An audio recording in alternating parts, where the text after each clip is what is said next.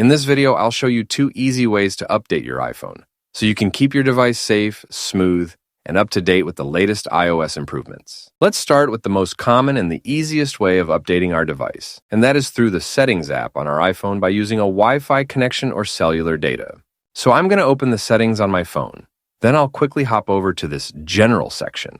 And after that, you're going to see this Software Update option, which should be the second one from the top.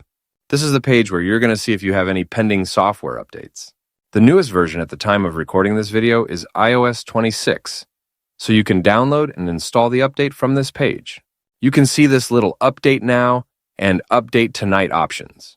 So tap on the option which suits you better, and then wait for your iPhone to download the software update from Apple's servers. Just make sure that you have at least 50% of battery life on your phone, but if you don't have that, then just connect your phone to a charger, and we can then continue. Once it's all downloaded, you just want to tap on Install, and then wait for your phone to finish with the installation process. If you're unable to update your iPhone this way, then we're going to hop over to our Mac or our Windows laptop, and then we're going to use the help of our computer. If you don't have iTunes installed on your Windows PC, then you're going to have to go ahead and download it by using the link from the video description.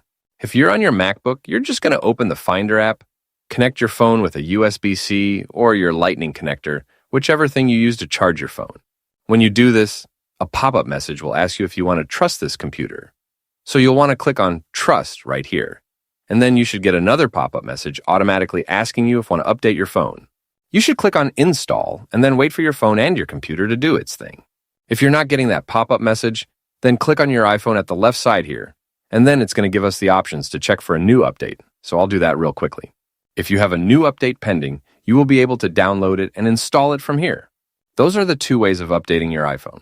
If this video was useful to you, then hit that subscribe option because it's really going to help out the channel. Thanks for watching, and I will see you soon.